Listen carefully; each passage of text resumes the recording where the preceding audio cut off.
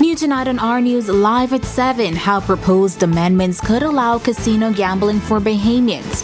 Plus, a man is arrested for snatching a tourist purse while on a beach on eastern New Providence. What investigators are saying about the incident. Also, road to coronation. Royal superfans camp out to see Charles III crowned Britain's new king. And then in Our News at 7:30, residents are reacting tonight as the United States announces the lifting of COVID-19 vaccination travel requirements. Our News Live at 7 starts right now.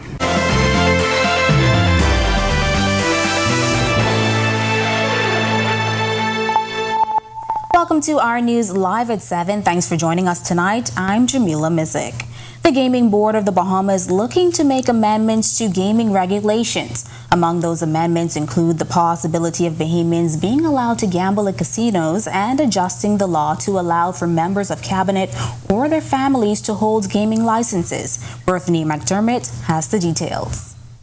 In a push to modernize the gaming industry, the Legislative Reform Committee is recommending amendments to the gaming legislation. Among them include the law which prohibits Bahamians from gambling in casinos, with Gaming Board member Ryan Brown calling it discriminatory.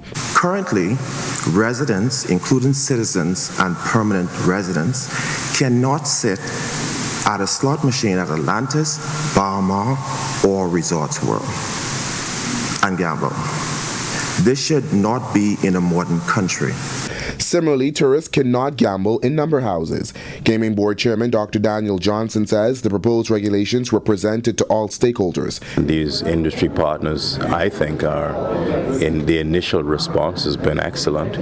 The large fixed-base casinos are inviting. They want Bahamians, permanent residents, to be able to come in and wager.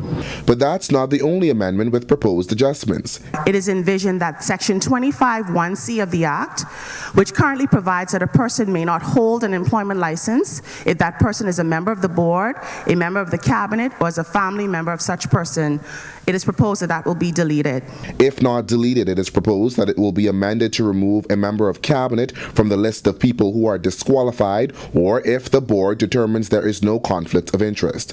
Casino gaming is legal in the Bahamas for non-residents 18 years and older. Section 50 of the Lotteries and Gaming Act prohibits gambling in casinos for all persons who are work permit holders, permanent residents, ordinary residents of the Bahamas, and their spouses. We put the question to Acting Prime Minister and Minister Responsible Chester Cooper, who stressed these are only proposals. None of these issues are before the cabinet at the moment. When they get there, we'll make some decisions and pronouncements on them. Suffice to say, it's important for us to continue broad-based consultation, as is our practice. Reporting for Our News, I'm Berthany McDermott. Prime Minister Philip Davis defending the country's financial regulatory regime during the annual reception for the Caribbean Council at the House of Lords in London today. The Prime Minister is in London for the coronation of King Charles III. But during his keynote address, the nation's leader more or less calling out the United States for its criticisms of the country's handling of the FTX implosion, saying the Bahamas Securities Commission was able to put the now bankrupt FTX into liquidation ahead of its Chapter 11 filing. Davis telling the forum that the Securities Commission was able to secure assets of FTX, which at the time had a value of $3.5 billion. But he says U.S. debtors in the same Chapter 11 filing questioned the Bahamian regulatory framework. However, he said it was odd the Bahamas was being criticized, yet the same criticisms are not being levied against those national jurisdictions who are currently experiencing a number of bank failures. Are the regulators to blame for the failures of Credit Suisse, First Republic, Silicon Valley Bank? So baby, be fair. You have fallen victim. We have fallen victim to the same kind of prejudice which have led the European Union to put us on a blacklist for what are effectively administrative shortcomings, when some of their members engage in exactly the same legal activities that we do.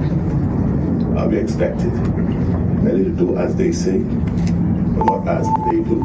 In further defense of the country's regulatory regime, the Prime Minister saying it was the country's robust regulation which was critical to the Bahamas achieving a perfect 40-40 rating in the Financial Action Task Force recommendations, a milestone which he says only 6 countries in the world have achieved.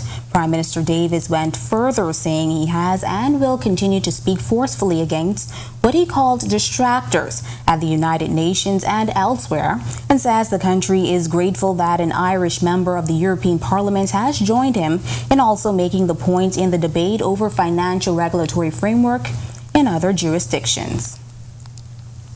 In other news, police have arrested a 32-year-old man they claim snatched a tourist purse at an eastern New Providence beach. The incident occurred around 12:40 p.m. at Montague Beach. That's when the Chipping Hill Drive resident stole the woman's handbag.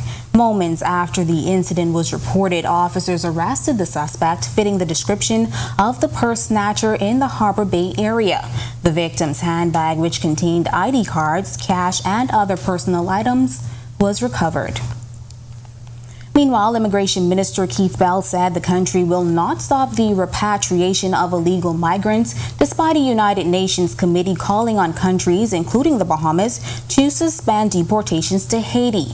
Chairman of the House of Rastafarian Community in the Bahamas, High Priest Rithma McKinney, weighing in on the issue, saying some of the larger nations that make up organizations such as the UN are responsible for the Haiti crisis.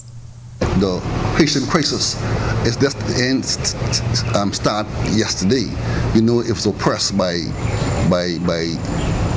the wide world, from France, especially France, Great Britain, and America. Have that going on right now. So it's not so much the Bahamas can do. McKinney believes that the country can assist migrants while at the same time maintaining law and order. He also believes CARICOM should do a better job in picking up the slack. We all is one people, and I will say, yes, stop the repatriation myself. But at the same time, though I would help my brother, I can't allow him to come take over my house. But I'll give him a space in my house under a proper management. CARICOM need to really continue forcing the European world to give Haiti reparation, because they suckled all the natural resources of Haiti over the years, and Haiti was forced to pay reparation to France for their independence, and that's what have Haiti the way it is now. Now, the Prime Minister also addressing this in our news at 7:30. His comments in a moment, but we've got much more to get to, including a check-in with our Megan Shepherd, who is in London tonight on the road to coronation. But for now, it is time for your first look at temperatures. Meteorologist Greg Thompson is standing by in the Weather Center. Good evening, Greg. Yeah, thanks, Jamila. Good evening, everybody. A pretty nice evening outside, much better than what we had last evening. It's slightly cooler, 79 degrees under partly cloudy skies. A lot of high clouds out there. Winds out of the north-northwest at 9 miles per hour. Your feels like temperature is 80 degrees. Temperatures around the islands tonight right now, it's 74 in Freeport, 80 over in Marsh Harbor, Abaco, 82 in Allenstown, Bimini. We pick up 78 in Great Harbor Key, 79s in Nicholstown, Andros, here in the capital, and in Governor's Harbor. Central Bahamas, 82 Kemps Bay. We pick up 81 in Arthurstown, Cat Island, 83 in Georgetown, Deadman's Key, 82, 79 in Coburn Townsend, Salvador, and into the southeast Bahamas, 83 Duncantown, Ragged Island, Delectable Bay as well. 82 in Colonel Hill, Cricket Island, Abraham's Bay, 84, Matthewtown, 84, also in our neighbors to the southeast, Turks and Caicos Islands, you guys are 81 at this hour. Satellite-wise, we have a lot of high-level moisture moving across area, all emanating out of the southwest Caribbean. A couple isolated showers along a frontal boundary that's still trying to wash itself out across the southeast Bahamas, but we have a very weak front to the north of us that's basically not going to do much in terms of any significant weather for us. That's your first look at weather. Stick with us. Look at your extended forecast. It's still to come. Still to come on our news, setting up camp to see the king. Royal superfans line the coronation route as Britain gets ready to crown Charles III its new king.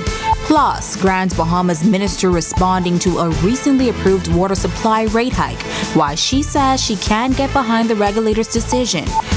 And work in progress is back tonight as the Works Ministry gears up for school repairs this summer. And that's coming up when our news returns.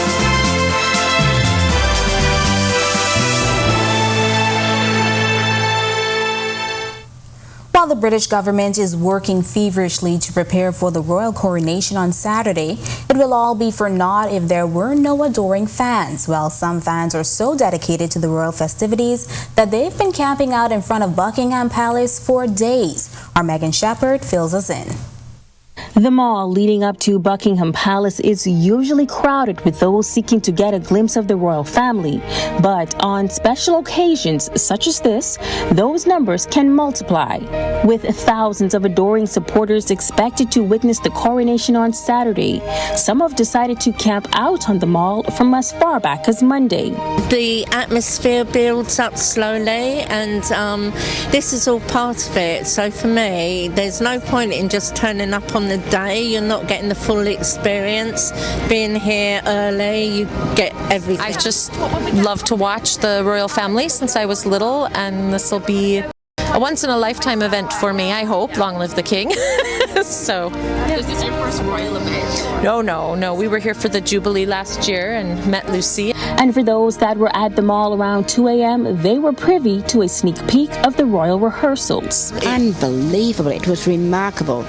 It did go on till 3:30, but anyway, and of course we saw the carriages and the Australian state coach and the gold coronation coach at 3 o'clock in the morning, and all the soldiers. It's going to be the most amazing event. For some, this is a decades-old tradition. It's about my 6th time doing it with different people, but the numbers have grown each time as I make more friends at each event. They join me on the next one. And if you're wondering about how it all works in terms of restroom and sleeping facilities, in the night about 10 o'clock, we decided to have a nap over there. But the grass is so wet and so cold. And at the same time, they were doing the rehearsal and it going cricket, Africa. That's why we did. So we couldn't sleep. And after days of camping out, they all agree that it will be worth it in the end to get a glimpse of the newly crowned King Charles III as he waves to his loyal subjects from Buckingham Palace. In London, reporting for Our News, I'm Megan Shepherd. All right, thanks, Megan. Now you can find an extended version of Megan's report available right now at ournews.bs. We will have live coverage of the King's coronation this Saturday, beginning at 5 a.m. This segment of the news is brought to you by H.G. Christie. List your home in Grand Bahama with H.G. Christie. Visit our new office in the Port Lakaya Marketplace. H.G. Christie, celebrating over 100 years of service. The Ministry of Grand Bahama firing back at the approval granted by the Grand Bahama Port Authority for a rate adjustment to water services by the Grand Bahama Utility Company. The ministry stating they do not support the water rate increase as they believe that a satisfactory case for the proposed increase has not been made. Ministry officials say they are of the view that a reasonable consultative period could not have been realistically occurred within the notice period by the GB Utility Company. The ministry says the Intercontinental Diversified Corporation holds common shareholding in both the GBPA and the water provider, adding that the issue of regulatory independence is currently before the court and they are eagerly awaiting the outcome. The Ministry of Grand Bahama noting that the government is dedicated to tackling the long-standing obstacles that have hindered the progress of Grand Bahama. Meanwhile, all banks operating in the Bahamas, as well as some of the credit unions, began submitting reports to the Bahamas Credit Bureau. Central Bank Governor John Rule revealing as much this week as he says banks have been actively using the reports generated by the Credit Bureau to assist with some of their lending decisions. The Credit Bureau operators are actively engaged with some of the other parts of the sector that are supposed to be reporting into the Bureau, the insurance companies, the utilities, and some of the designated money lenders. And the focus of those exchanges include an element of training in terms of how the reporting should be done, as well as the discussions around how those who are reporting into the Credit Bureau can utilize the output of the Credit Bureau. So it's really working with the remaining stakeholders so that they can complete their transition to a reporting state. Governor Rule also adding this point. credit subjects, members of the public, I think are gradually, as they come in contact with the credit process, gradually being exposed as to how they can interrogate their own records and inquire as to the accuracy or how their records can be amended if necessary. So that experience gradually is gaining hold. The Ministry of Works is gearing up to conduct school repairs. In this week's Work in Progress feature, a senior official from the ministry is breaking down the process. Brittany McDermott reports.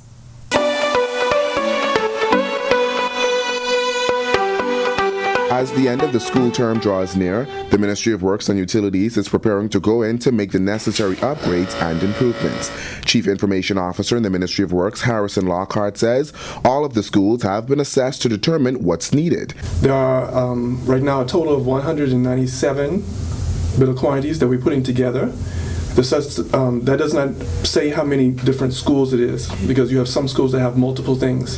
Because with the M&E department, you have at minimum 3 different things that's going on, because we deal with the air conditioning, the electrical, and the plumbing. But as Lockhart explains, there is a process before school repairs begin. He says it starts with an assessment by the school's principal. At the end of last year or early in the new year, they have their principals to go around to the school and identify things that they believe that needs to be repaired. That list is sent here to the Ministry of Works. Here at the Ministry of Works, then each school is assigned to a certain engineer for our section, for example. That engineer goes to the schools and verifies what the principal needs to be done. If they see anything else that needs to be done, they add that onto it. That's when the bill of quantities is put together to be sent back to the Ministry of Education. Once agreed upon and approved, it goes back to the Ministry of Works and Utilities. Education assigns a contractor that will be assigned to that school to deal with that specific repair. From that, the repair is done, and then the engineers go back to check to make sure the items were done that are on the list, and then we ask for approval for them to get paid for what was agreed on their contract to be signed. Reporting for Our News, Work in Progress, I'm Brittany McDermott. When our news comes back from the break, we turn our spotlight to stories making headlines across the world, as one is dead and 4 others fighting for their lives following a mass shooting in Atlanta. This as we could be entering the era of Alzheimer's treatments after the second drug in under a year has been shown to slow the disease. What experts are saying about the new drug. And on this day in history, a new prime minister is sworn in to mark his first term as leader. The details when Our News returns. Janae's Uniform Center. We've traveled to every island in this here land, man. We go everywhere. We can go to every rock and key, Abaco to Inagua, even Ragged Island, The Rock. Celebrate our country's 50th independence with Janae's special limited edition. Sublimated t-shirts and caps in 10 different styles and colors. Get up to 50% off on cotton polo shirts only. Don't forget to embroider your company's logo to celebrate this independence at Janae's Uniform Center, Chesapeake Road. Call 394-8385 or 6. WhatsApp text only 817-3295. Email sales@janaes.com. With over 25 years in business, nothing says commitment to our people, culture, and service like Rev. And this year is no different. We will continue to elevate your home experience for you to create and share memories for years to come, while keeping you connected to the people and things you love most. Our pledge to provide quality service each year remains true. Rev is made for you.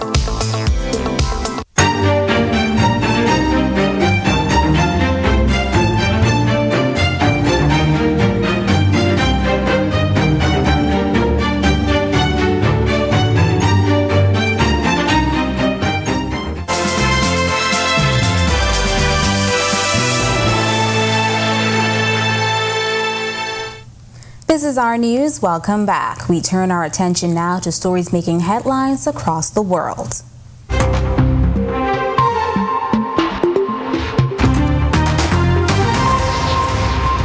One woman is dead tonight and 4 others injured following a mass shooting in Atlanta. Police say they responded to calls about an active shooter just after 12:30 this afternoon in the Midtown section of the city. Authorities identified the suspected shooter as 24-year-old Dion Patterson.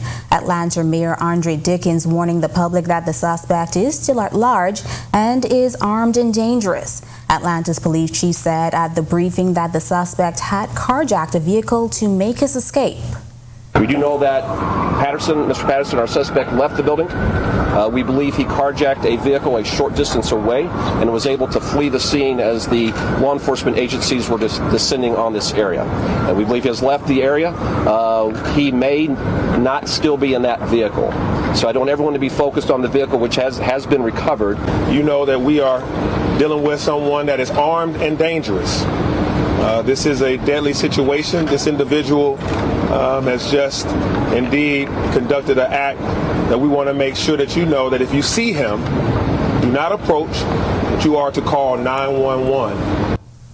Experts say we could be entering the era of Alzheimer's treatments after the second drug in under a year has been shown to slow the disease. It's something they say had previously recently seemed impossible. The company Eli Lilly has reported its drug donanemab slows the pace of Alzheimer's by about a third. However, 2 volunteers and possibly a third died as a result of dangerous swelling in the brain. Donanemab works in the same way as lecanemab, which created headlines around the world when it was proven to slow the disease. Meantime, Airbnb says it is making a renewed push into renting single rooms in a nod to its beginnings and a realization that renting an entire house is too expensive for many travelers, especially younger ones. The short-term rental company rolled out a new offering Wednesday that it calls Airbnb Rooms. Guests can rent a room in the same house or apartment as their hosts at prices what Airbnb says will average $67 a night. Airbnb has always listed single rooms in houses and apartments. The company said the new offering will give more biographical information about hosts, and consumers can sort listings to learn details, including whether their bedroom door locks and the bathroom is private or shared. And now to the region, as vigilante killings are said to be surging in Haiti's capital and surrounding areas, where an additional 5 men were slain and set on fire Tuesday by a crowd that left one of the bodies near a police station in an upscale community. According to people in the crowd, the male victims were apparently brought out alive from a slum in Port-au-Prince and then killed. The Associated Press visited the police station, where authorities declined to comment. At least 18 people have been reportedly killed by crowds in Port-au-Prince and surrounding areas since last week, although videos and pictures shared on social media suggest the number is higher. And finally, Caribbean countries regressed on this year's Press Freedom Index, which was released by Reporters Without Borders today. Trinidad and Tobago is the highest-ranked Caribbean country on the 2023 index at 30th, which was 5 places lower than 2022. In its assessment, RSF said year after year, Trinidad and Tobago maintains its good record in terms of freedom of the press, even though there is still room for improvement. Jamaica, who was the highest-ranked Caribbean country in 2022, fell 20 places to be ranked at number 32. RSF said freedom of the press has continued to improve in Jamaica and the right to information is widely respected. However, the group noted that journalists in rare instances have faced physical attacks. The list included no data from the Bahamas. Still to come in our news, today in history, find out interesting facts about the day that was May 3rd, including the end of the 2nd edition of the IAAF World Relays in the Bahamas. Plus, critical care. The Hospital Foundation makes an appeal for medical supplies for the state-run facility. Find out how you may be able to help. And then in our news at 7:30, a man's body is found in waters in downtown Nassau. We've got the latest from investigators when our news returns. Oh, it's your thing. Do what you want to do. It's your thing. Do what you want to do. Oh, it's your thing. Do what you want to do. Shareholders are very happy. It's your thing. Do what you want to do. At Doctors Hospital, our lamp just got brighter. The Loyalty Advantage membership program now has 3 unique plans to choose from. From Lamp Prepaid with free prime care visits and service line discounts, Lamp Insured with copay waivers and 0 upfront collections at the ER and inpatient services, or our new Lamp Access, a free plan that offers 10% off labs, pharmacy, and imaging. Lamp has a plan for everyone. To sign up, visit our website or give us a call. Doctors Hospital, trusted and best care now.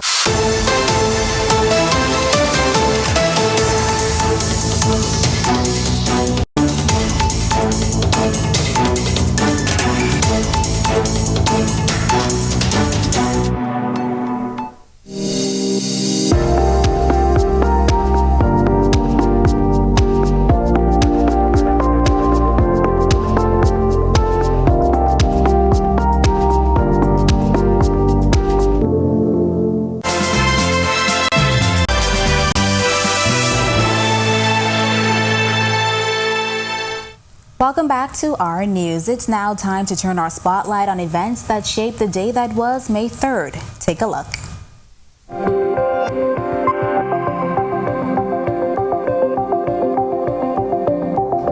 On this day in Bahamian history, in 2002, after his party won the majority of seats in the general election the day before, Perry Christie was sworn in as Prime Minister. It would be his first term serving as the country's leader, although he lost the election to the Free National Movement's Hubert Ingram. 5 years later, Christie secured his second and final term before leaving frontline politics.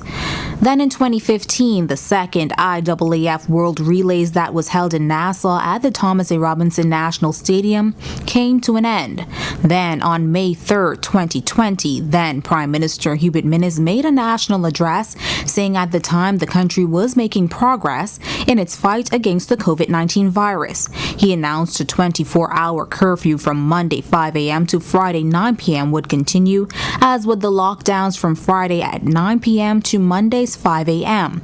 There were 83 confirmed cases of the virus at the time, including 67 in New Providence, 7 in Grants Bahama, 8 in Bimini, and 1 in Cat Key. And finally, on this day in 2021, retired Supreme Court Justice Keith Thompson was sworn in as Information Commissioner. At the time, he said he was committed to operating the Freedom of Information Commission free from political influence.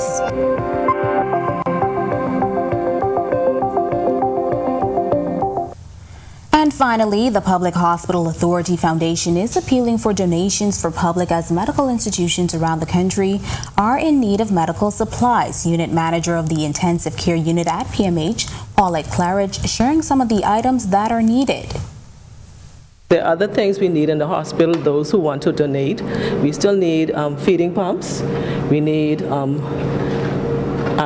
blood pressure machines.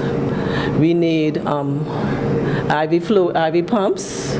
So they're great. Anybody who wants to donate can actually go through the foundation and see what all is needed.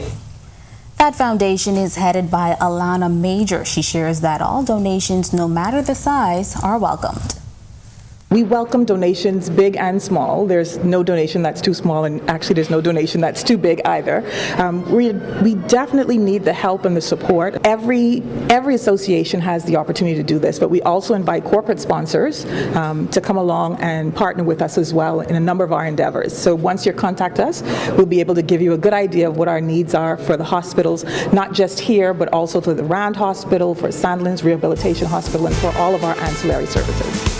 Now, to learn more on that and for all of today's top stories, visit ournews.bs. That does it for our news at 7. Joining us now is our Italia Hall with the latest headlines. Italia? Yes, Jamila, thanks so much. Well, we've got the latest on U.S. travel requirements and the latest from investigators probing a shocking discovery. Here are your latest headlines. Restrictions lifted. First tonight on Our News Live at 7:30. Coming up tonight, we're getting reactions from Bahamians now that travel to the U.S. is about to become much easier for unvaccinated travelers. But first, a shocking find as a man found floating his pool from waters near downtown Nassau. Hear what police say led them to the discovery. Coming up tonight on Our News, the local Rastafarian community here expressing their frustrations once again due to the lack of communication between the government and the movement on the recognition of their constitutional rights. For more on this, stay tuned. And later, a fallen servant. Members of the Royal Bahamas Police Force are remembering the life of a police dog that was a part of the K-9 unit for almost a decade. We have that story straight ahead. Our news live at 7:30 starts in a moment.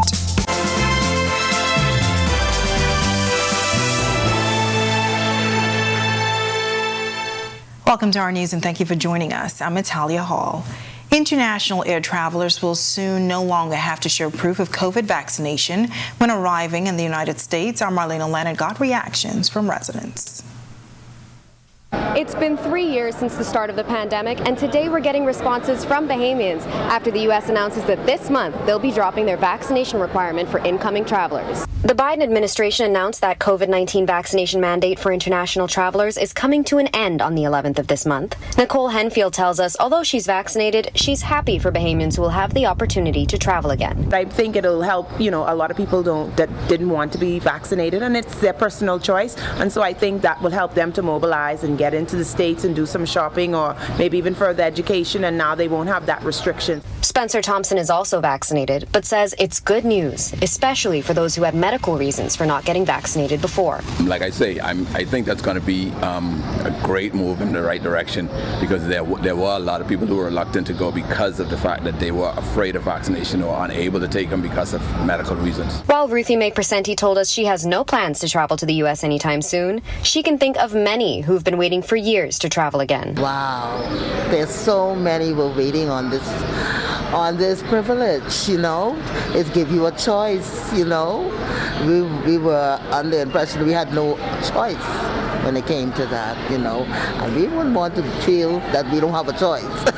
Cheryl Cambridge is the CEO of Cheryl's Bahamas Taxi and Tours and is excited that the lifting of the restriction may bring home an unvaccinated family member who's been nervous to travel. I know of some family members who are in the United States when they're to school, and they're afraid if they come home, they won't be able to go back, and they some of them did not want to get vaccinated. Yeah. They were afraid to come home, but they would not be allowed to go back. So I think it's great news. We love it. Reporting for Our News, I'm Marlena Leonard. Thanks, Marlena. Well, a man is dead tonight. His body was found floating in waters near Prince George Wharf this morning. Assistant Commissioner of Police Delarise Ferguson, who is in charge of the Central Division, says police received a phone call shortly after 7 a.m. We were able to retrieve the body of a black male. He was brought to this area. EMS personnel visited the scene and determined that he was lifeless. The crew from the Central Division, along with the Tourism Division, CSI, and CID attended the scene. We are currently actively investigating this matter, and once investigations proceed, we will be able to determine exactly who the individual is and if there is any foul play suspected. Now, Ferguson says investigations were still in their preliminary stages, but spoke to the victim's nationality and the length of time the body may have been in the water.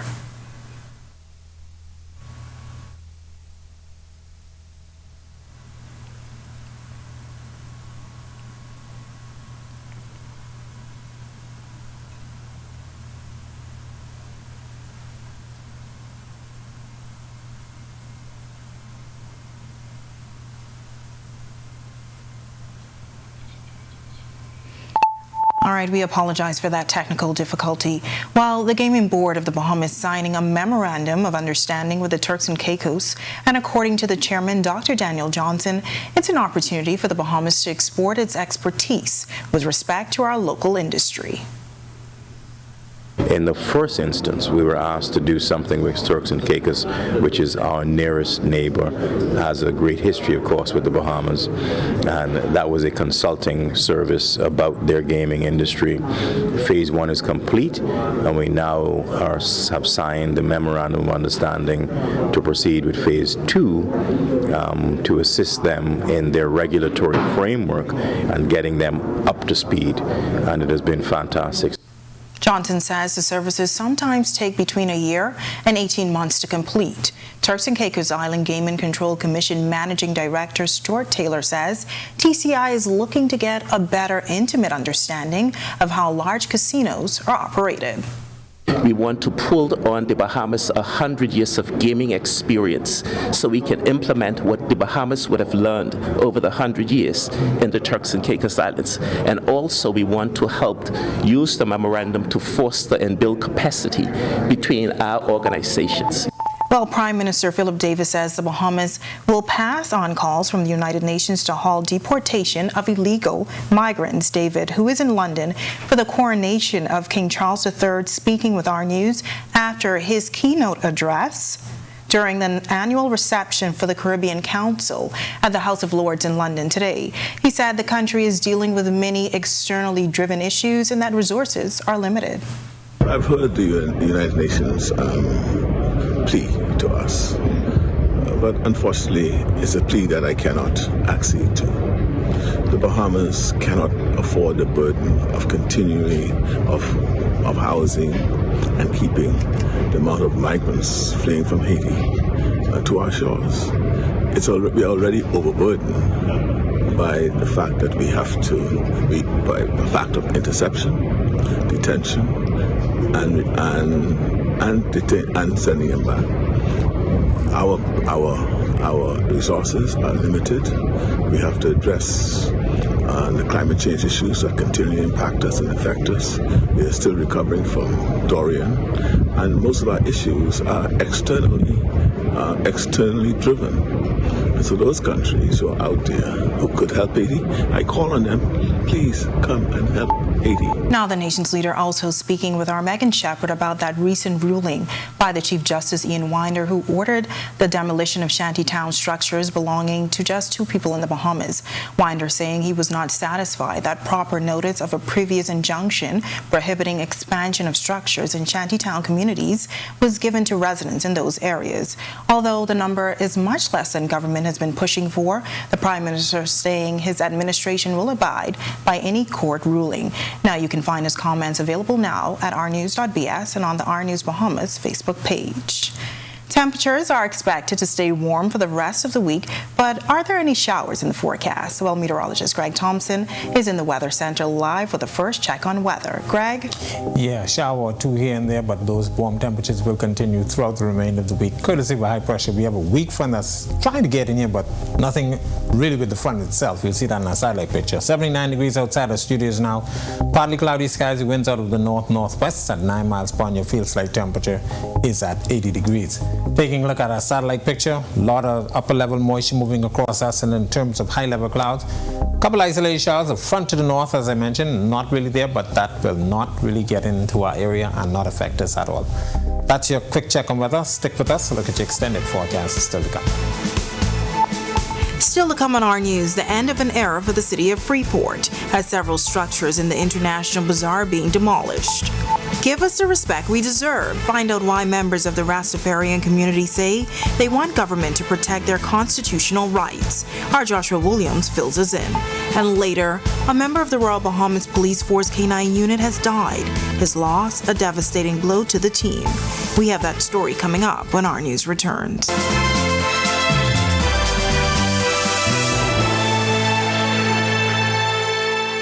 Several iconic structures in the International Bazaar in Freeport are being demolished. The effort by the Grand Bahama Port Authority is to address the issue of dilapidated buildings throughout the city.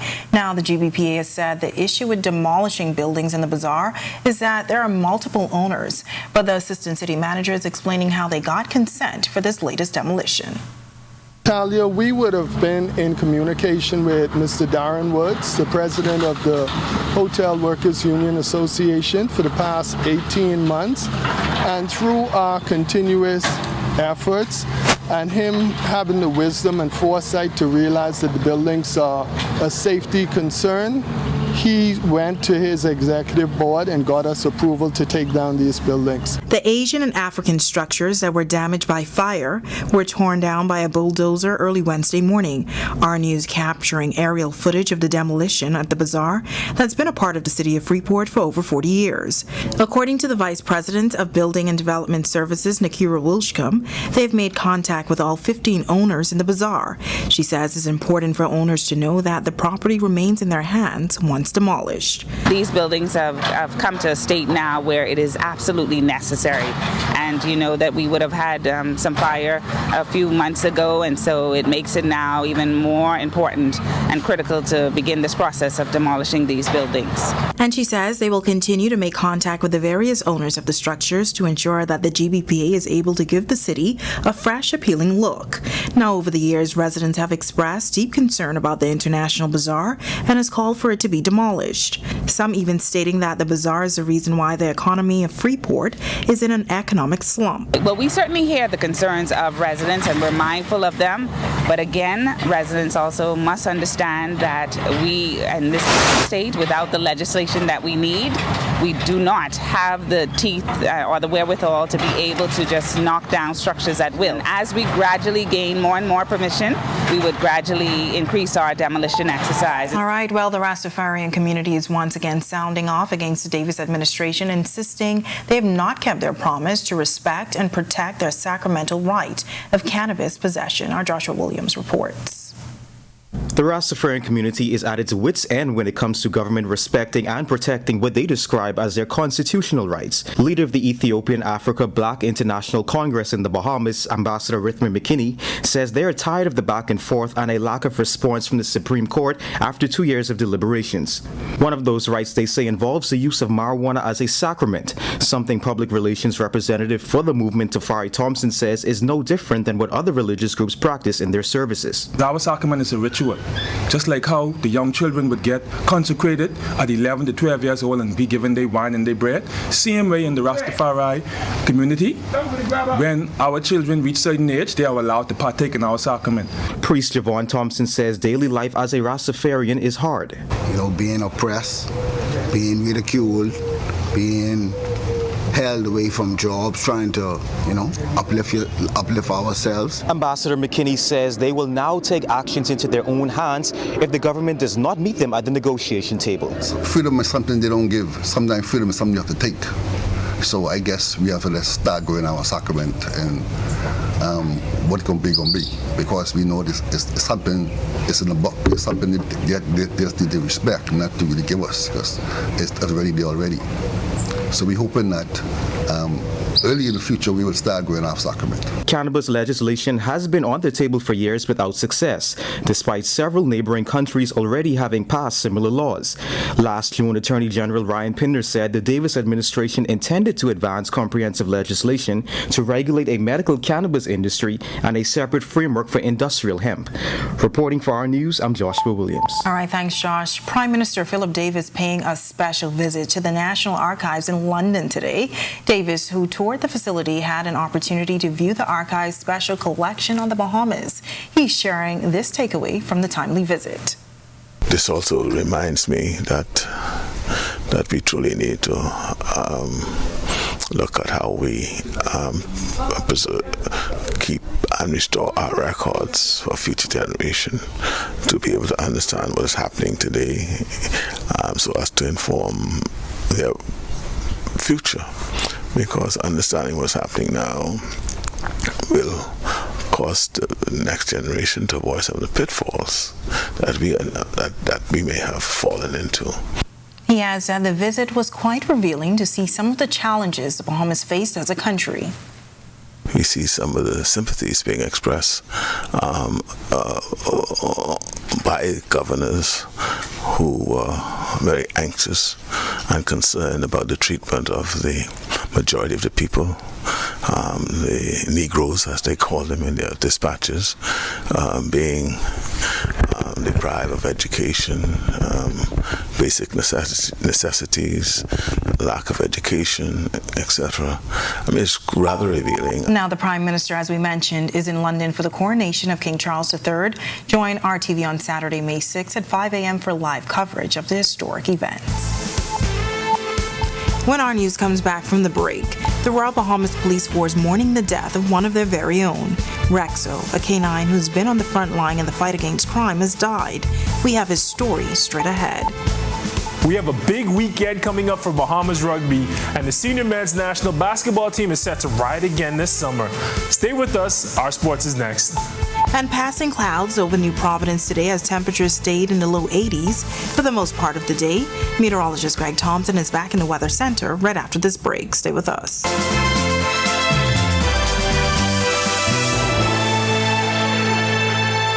Today's sports update is sponsored by Corona, distributed in the Bahamas by Jimmy's Wines and Spirits.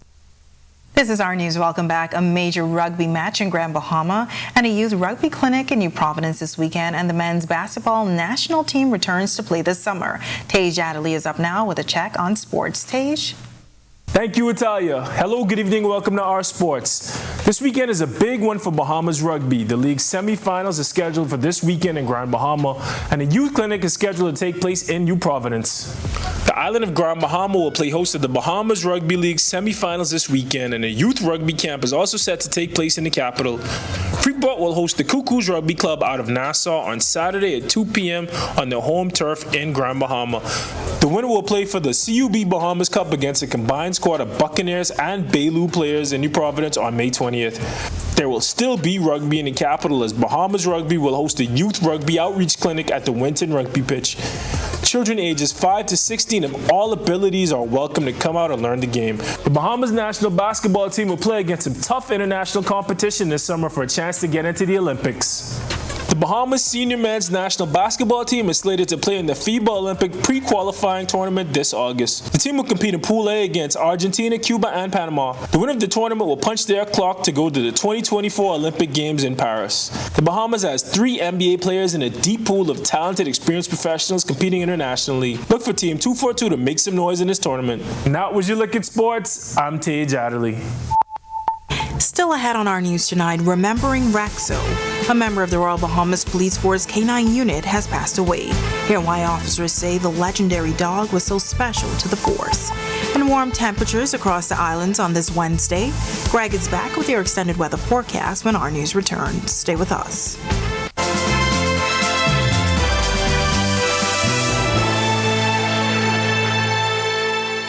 Welcome back to Our News. We're halfway through the work week, and so far we've seen nice temperatures, but what can we expect as the weekend approaches? Well, Greg is back in the Weather Center with your extended weather forecast. Greg? Yeah, it's going to get warmer for the remainder of the week. We have some high-level moisture moving out of the Caribbean that's going to filter the sunshine, and there's also a very weak front that's going to move through us with very little fanfare. High pressure will build back across the area for the next several days, and as I mentioned, those temperatures will be warm.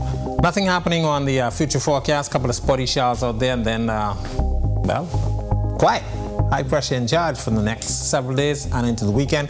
Could see some moisture uptick by the early part of next week. Boating forecast, northwest Bahamas, east to southeast winds 10 knots, seas running 1 to 3 feet. Your high tide will be at 7:17 tonight for the central and southeast Bahamas, northeast to east flow. Those winds will also be at 10 knots, seas running 1 to 3 feet over open waters. Here's a look now at your national forecast.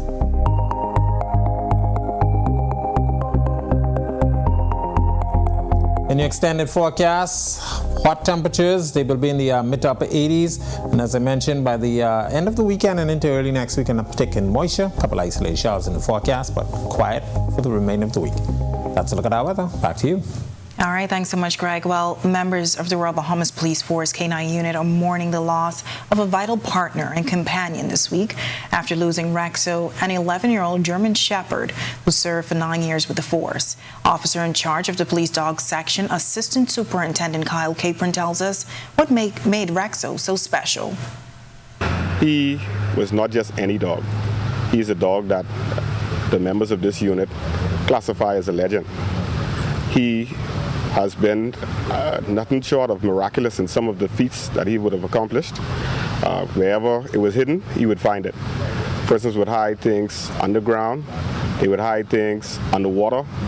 Wherever they hide it, Rexo would find it. He was an intricate part of this family, and his loss will be felt immensely. Now, Rexo went viral last year when his handler, Corporal Julian Taylor, passed away, and members of the force tells us the legendary dog never forgot or stopped looking for his companion of many years. The idea that they may be together now reassures them. Since his loss, Rexo hasn't been the same. His production remained high. However, in his demeanor, you could see that where he missed his handler.